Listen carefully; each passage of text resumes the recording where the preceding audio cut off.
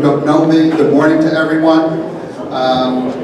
The Man of the Year has been one of the ways we honor deserving Temple Beth Am members for their dedication, hard work, and commitment to the temple and its community. And this year, all of the profit from today's breakfast will be donated back to the Kiddush project, the temple revitalization. Thank you, Bruce. Ready? Baruch atah Adonai Eloheinu melech haolam hamotzi lechem min haaretz. Amen. Be'te'avon. Please enjoy.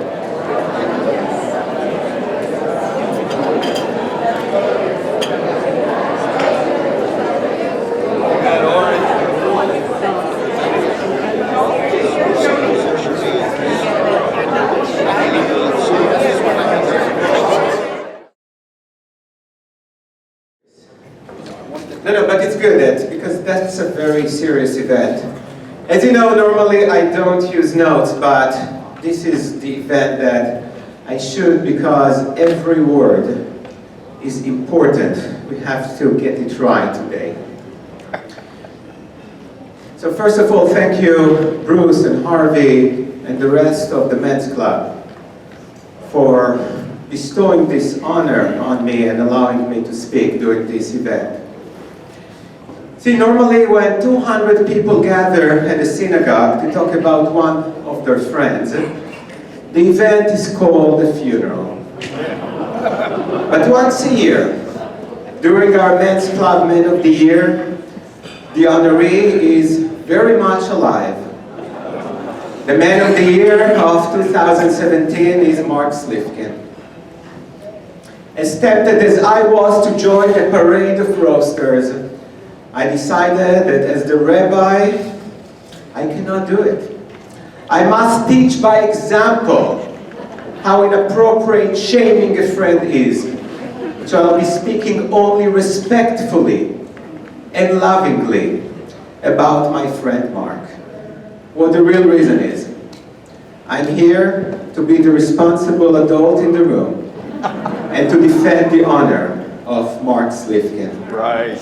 And as the first speaker, I will present the not funny yet accurate and appropriate list of Mark's qualities.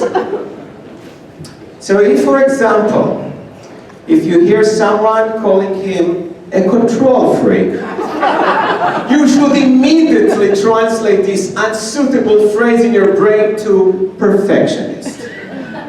Only a complete ignorant person would confuse Mark's concern with the length of each nail, the diameter of each screw, and the exact number that were used per square foot of drywall. And of course, how much they cost, with control. The smart ones among us know very well that God is in the details, and Mark is a true believer. Some cynics around here may say that Mark spent more time at the temple than Debbie Baseman because Arlene doesn't want him at the house from sunrise to sunset. But of course, they cannot be more wrong. Mark does have a life. Mark's mood is as even as the green line in the ICU monitor after the patient dies. But sometimes, to make his point clear, and only for our benefit, he has no choice but to fake a temper tantrum. A few times, he even fooled me. And now, after I provided you with the tools with which to accurately understand the other people's remark, I would just say that, Mark, you're a true friend, a real leader, and the ultimate giver. It is not only the thousands of hours that he dedicated to Temple Beth Am.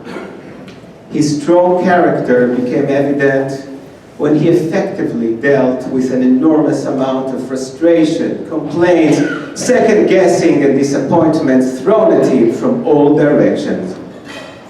Mark, you're a real smart mensch. Thank you.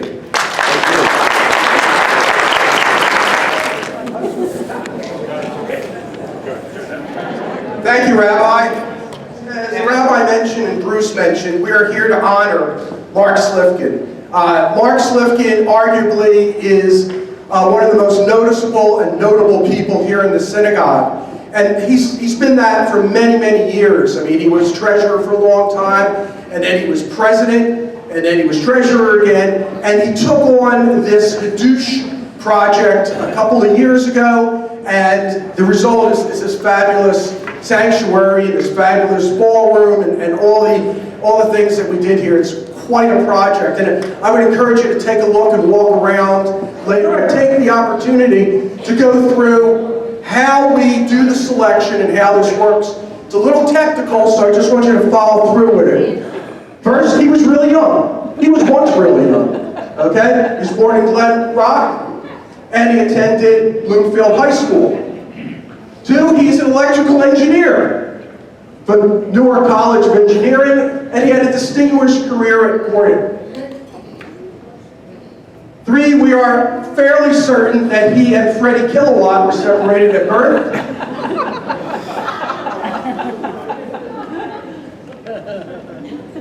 4, he has a lovely wife and a family up north.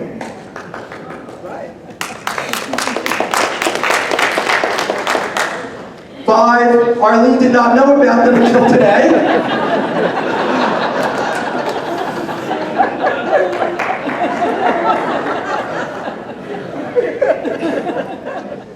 People really do think his head looks like a light bulb.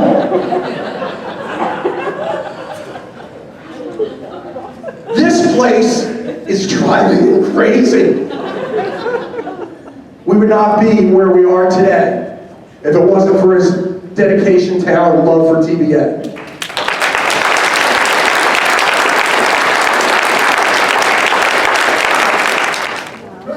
I got some good news. I am Construction Moses. He's back. Construction Moses comes here when we have a project, a sanctuary that needs to be completed. Construction Moses builds tabernacles. We don't do pyramids. Right? So, there goes my...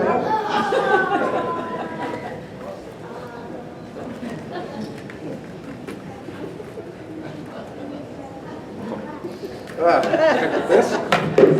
You don't believe I'm Construction Moses? Oh, thanks. Thanks, Mark. Always very helpful. You don't believe I'm Construction Moses? You don't believe I'm Construction Moses? Nothing and everything in this place is falling down. You don't believe I could come back? Right? Somebody this old could be here? You believe Leona's here? I'm going to talk about the Hadush project.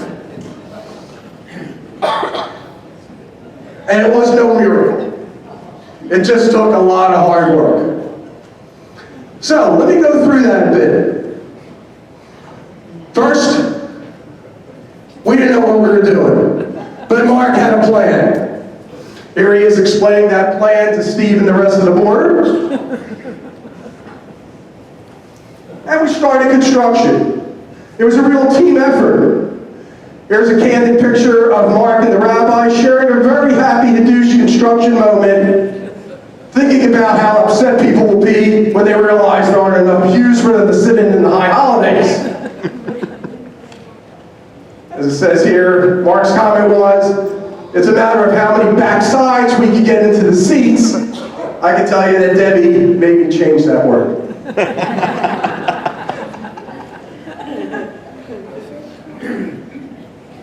Mark continues to have ideas about how we could gain even more benefactors and raise more money. This is just a peek into One of the ideas will be floating soon.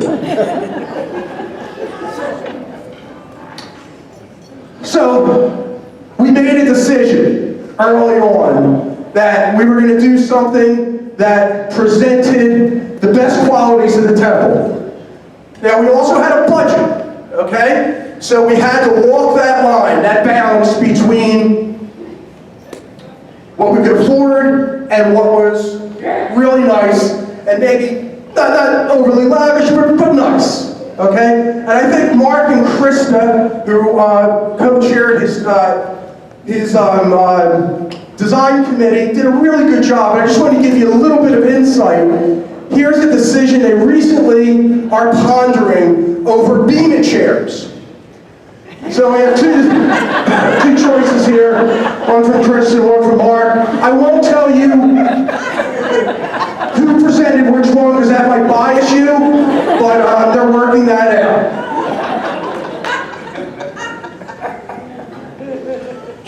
As I mentioned, Mark worked with really good committees. He works well with committees. And as he says here, the best committee is one that is buried in their work.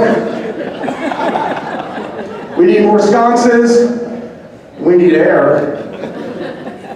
Speaking of this, where's Bob Hoffman these days? We got a better deal on that third. You know, in the end, we're sure Mark will get his final reward at the pearly gates. Let's just hope he had nothing to do with the installation of those gates. This stupid keypad doesn't work. But ours does, I think. Maybe. Like my t-shirt, by the way? Good. Yeah. Want to hear something? Everybody else got to go to Israel? All I got was a lousy t-shirt? All right. It's a biblical lesson. Look, I don't want to sugarcoat anything today. The douche was not an easy project, and it has not been without its sources of controversy, as evidenced by, I think, by this time everybody has seen this expose in the National Enquirer.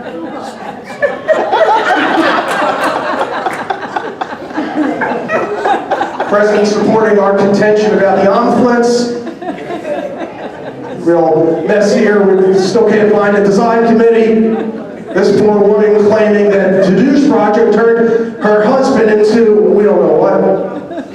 And this bottom one is the latest, just another Hadush scandal, as several overweight congregants are declaring they cannot see their brick. Where is their brick?